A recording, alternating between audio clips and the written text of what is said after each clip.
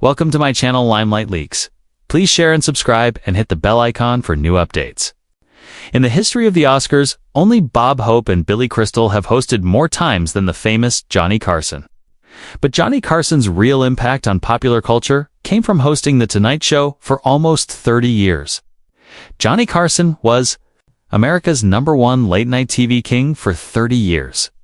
He had more power over celebrity careers than any single entertainment person before or since. From time to time, The Tonight Show has been giving tips to tourists, so when you come out here, you will not be ripped off by bad people. From his Tonight Show desk, Carson could make unknown performers into stars with just a simple sign of approval. He could also destroy famous careers with a well-timed cold shoulder. His famous sense of humor and Midwestern values made him the ultimate judge of American entertainment taste. But under his friendly television personality was the sharp mind of a performer, who had little patience for fake or show-off behavior. Carson's dislikes weren't born from petty jealousy or personal fights. They came from his deep understanding of real performance and genuine star quality. He started as a magician and radio performer, so he had an almost supernatural ability to spot fake behavior in other entertainers. His hatred was saved for actors who represented everything he hated about Hollywood's fake culture, the show-fee method actors, the self-important dramatic stars, and the performers who mixed up fame with talent.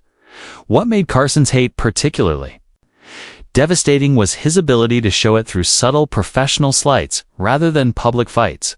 A lukewarm introduction, a shortened interview segment, or obvious absence from his show could signal industry-wide that an actor had fallen from grace.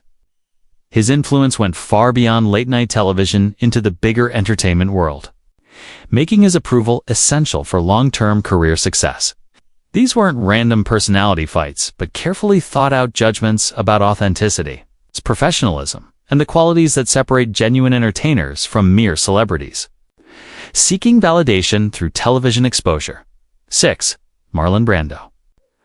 Marlon Brando's relationship with Johnny Carson represented a clash between two completely different approaches to entertainment. Carson's polished professionalism versus Brando's revolutionary method acting rebellion. Their hate began during Brando's early television appearances when his mumbling delivery and deliberate awkwardness broke every rule of talk show engagement that Carson held sacred. The Nebraska-born host found Brando's affected behavior unbearably pretentious and disrespectful to both audience and medium. Carson's frustration with Brando got worse during a disastrous 1973 Tonight Show appearance where the actor arrived unprepared, gave one-word answers, and seemed more interested in making political statements than entertaining viewers. Producer Fred de Cordova later revealed that Carson felt personally insulted by Marlon's contempt for the show's format and audience expectations. This professional slight was something Carson never forgot or forgave. The breaking point came when Brando publicly criticized television as intellectual pollution, while at the same time using Carson's platform to promote his films. Carson saw this hypocrisy as the worst kind of Hollywood phoniness, using a medium you publicly hate for personal gain. Director Dick Cavett recalled Carson's private assessment. Johnny said Marlon treated television like slumming while expecting royal treatment. Carson's final verdict was characteristically cutting. Marlon confused being difficult with being deep, which is the difference between acting and self-indulgence. 5. Robert De Niro. Robert De Niro's inclusion among Johnny Carson's most despised actors came from their completely incompatible approaches to public performance and celebrity engagement. Carson, who built his career on spontaneous wit and conversational charm, found De Niro's intense, one-word interview style not just boring, but actively hostile to the entertainment compact between performer and audience. Their clashes represented the collision between old-school showmanship and method acting's internal focus. De Niro's early Tonight Show appearances became legendary disasters, with the actor offering minimal responses and seeming uncomfortable with Carson's rapid-fire, questioning style. Carson saw this behavior as arrogance rather than shyness, telling producer Peter Lasley that Bobby acts like talking to the audience is beneath his artistic dignity. This perceived condescension violated Carson's populist entertainment philosophy. The Tension got worse when De Niro would arrive for promotional appearances without prepared stories or engaging tales, forcing Carson to carry entire interview segments alone. Their 1976 encounter during Taxi Driver promotion became a masterclass in professional awkwardness, with Carson's increasingly desperate attempts at humor met by De Niro's stone-faced responses. Writer Pat McCormick later described it as watching Johnny die slowly on national television. Carson's frustration reached its peak when De Niro began declining Tonight Show invitations despite having films to promote, preferring more serious interview formats.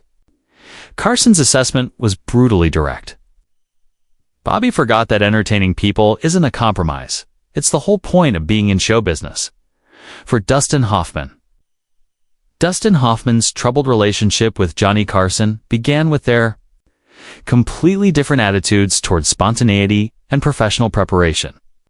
While Carson thrived on improvisation and natural conversation, Hoffman's obsessive need to control every aspect of his public image created interview situations that felt scripted and artificial. Carson found Hoffman's perfectionist approach to talk show appearances both exhausting and contrary to the medium's essential spontaneity. Their first major conflict occurred during Hoffman's 1970 Tonight Show appearance promoting Little Big Man, where the actor insisted on reviewing questions in advance and rehearsing responses. Carson, who prided himself on creating genuine conversational moments, felt this preparation undermined the show's authentic appeal. Producer Fred DeCordova later revealed that Carson called Hoffman's demands neurotic and antithetical to good television. Hoffman's tendency to correct Carson's questions and redirect conversations toward his preferred topics created an atmosphere of professional tension that viewers could sense. Their 1979 encounter during Kramer vs. Kramer promotion became particularly uncomfortable when Hoffman challenged Carson's knowledge of method acting techniques. Writer Dick Cavett recalled Carson's private fury. Johnny felt like Dustin was treating him like an amateur interviewer. The relationship fell apart completely when Hoffman began appearing on competing talk shows while avoiding The Tonight Show during major career moments. Carson saw this pattern as professional disrespect and personal rejection of his show's cultural importance. Carson's final judgment was characteristically sharp. Dustin wanted to be a serious artist, but kept forgetting that serious artists still need to connect with actual human beings. 3. Sean Penn. Sean Penn's placement among Johnny Carson's most hated actors reflected the host's particular disdain for performers, who confused seriousness with hostility toward entertainment itself. Penn's early career interviews on The Tonight Show became exercises in barely contained mutual contempt, with Carson's attempts at light conversation met by Penn's intense political speeches and method acting pretensions. Their generational clash represented broader tensions between traditional Hollywood showmanship and the emerging serious actor movement of the 1980s. Penn's 1982 Tonight Show appearance promoting Fast Times at Ridgemont High established the template for their troubled relationship when the young actor seemed actively uncomfortable with Carson's comedic approach to interviewing. Carson saw Penn's visible disdain for talk show conventions as arrogance rather than artistic integrity, telling producer Peter Lasley that Sean acts like being entertaining is selling out. This basic disagreement about entertainment's purpose created lasting animosity. The situation worsened when Penn began using Carson's platform to deliver lectures about social justice and political activism, rather than promoting his films or engaging with audience expectations. Their 1985 encounter during Penn's marriage to Madonna became particularly tense when the actor bristled at personal questions and seemed hostile toward Carson's gentle teasing. Writer Pat McCormick later described the atmosphere as watching two completely different concepts of celebrity collide. Carson's assessment captured his basic frustration. Sean forgot that passion without charm is just anger. And angry people don't belong in America's living rooms. 2. Chevy Chase. Chevy Chase's position near the top of Johnny Carson's hate list represented the most personal, professional betrayal in the host's 30-year tenure. Their relationship began promisingly when Chase emerged from Saturday Night Live, as Carson's potential successor, but deteriorated into legendary animosity when Chase's ego and professional choices violated every principle Carson held sacred about comedy and entertainment leadership. Their feud became the entertainment industry's most-watched power struggle of the late 1970s. The trouble began when Chase left Saturday Night Live at his peak popularity to pursue film stardom, a decision Carson privately supported until Chase began publicly criticizing late-night television as beneath his artistic ambitions. Carson, who had spent decades elevating the medium's cultural importance, took this dismissal as both professional and personal insult. Producer Fred DeCordova later revealed that Carson felt betrayed by someone he'd mentored and supported. Their relationship reached its breaking point during Chase's disastrous attempt to host his own late-night talk show in 1993, a venture that directly competed with Carson's Tonight Show legacy. Chase's public statements about revolutionizing late-night television struck Carson as both arrogant and ignorant of the format's established traditions. Carson's final verdict was devastatingly personal. Chevy mistook being funny for being important, which is why he ended up being neither. 1. Jerry Lewis. Jerry Lewis holds the dubious distinction of being Johnny Carson's most despised actor, representing everything the Tonight Show host found insufferable about Hollywood ego and artistic pretension. Our animosity began in the 1960s when Lewis's self-proclaimed status as comedy genius conflicted with Carson's more modest approach to entertainment craft. Lewis's grandiose claims about revolutionizing film, comedy, and his condescending attitude toward television performers created a professional rivalry that lasted Carson's entire career. Lewis's appearances on The Tonight Show became legendary disasters, with the performer treating Carson's desk as his personal lecture platform for theories about comedy and film. Carson found Lewis's pompous intellectualizing about humor both pretentious and fundamentally wrong-headed. Believing that explaining comedy destroyed its essential magic.